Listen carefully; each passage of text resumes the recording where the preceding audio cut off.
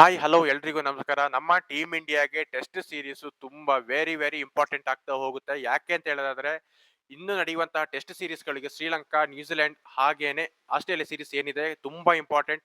So must and win ಆಗ್ಲೇಬೇಕು team India. ಕಾರಣ ಇಷ್ಟೇ, WTC ಫೈನಲ್ ಹೋಗಬೇಕಾದ್ರೆ ನಮ್ಮ ಟೀಮ್ ಇಂಡಿಯಾ ಕಂಟಿನ್ಯೂ ಮ್ಯಾಚ್ ಗೆಲ್ತಾ ಹೋಗಬೇಕಾಗುತ್ತೆ. ಈಗ ಟೀಮ್ ಏನ್ ಅನೌನ್ಸ್ಮೆಂಟ್ ಆಗಿದೆ ಶ್ರೀಲಂಕಾ ಸೀರೀಸ್ಗೆ.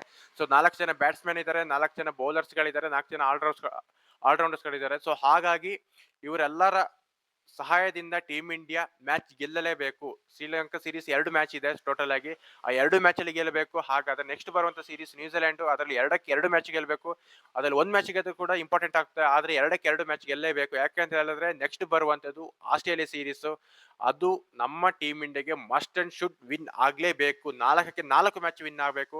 ಸೊ 5 ಮ್ಯಾಚ್ ಇರೋದು, ಅದ್ರಲ್ಲಿ 4 ವಿನ್ ಆದ್ರೆ ನಮ್ಮ ಟೀಮ್ ಇಂಡಿಯಾ ಏನಾದ್ರೂ ಸರಿ ಈ ಸಲ WTC ಫೈನಲ್ ಹೋಗೋ ಸಾಧ್ಯತೆ ಕೂಡ ಇದೆ. ಯಾಕೆಂದ್ರೆ ಟೆಸ್ಟ್ ಪಾಯಿಂಟ್ ಟೇಬಲ್ ನೋಡಿದ್ರೆ ನಮ್ದು 5ನೇ ರ್ಯಾಂಕ್ ಅಲ್ಲಿ ಇದೆ. ಸೊ ಹಾಗಾಗಿ ಆಸ್ಟ್ರೇಲಿಯಾಕ್ಕಿಂತ ನಾವೇನಾದ್ರೂ ಒಂದು ಮ್ಯಾಚ್ ಕೂಡ ಸೋತ್ರು ಕೂಡ ಎಷ್ಟು ಫೇಲು ಆಗ್ತೀವಿ ಅಂದ್ರೆ WTC ಫೈನಲ್ ಇಂದ ಹೊರಗೆ ಹೋಗೋ ಸಾಧ್ಯತೆ ಕೂಡ ಇದೆ. ಯಾಕೆ ಈ ಸೀರೀಸ್ ನಮ್ಮ ಗೌತಮ್ ಗಂಭೀರ್ ಏನ್ ಕೋಚ್ ಆಗಿದ್ರು ಅಲ್ಲಿಂದ ಈಚೆಗೆ ನಮ್ಮ ಟೀಮ್ ಇಂಡಿಯಾದ ಟೆಸ್ಟ್ ಸೀರೀಸ್ ಅಲ್ಲಿ ರ್ಯಾಂಕಿಂಗ್ ವೈಸ್ ಅಲ್ಲಿ ತುಂಬಾ ಡೌನ್ ಫಾಲ್ ಆಗಿದ್ದೀವಿ. 5ನೇ ಪ್ಲೇಸ್ ಅಲ್ಲಿ ಇದ್ದೀವಿ.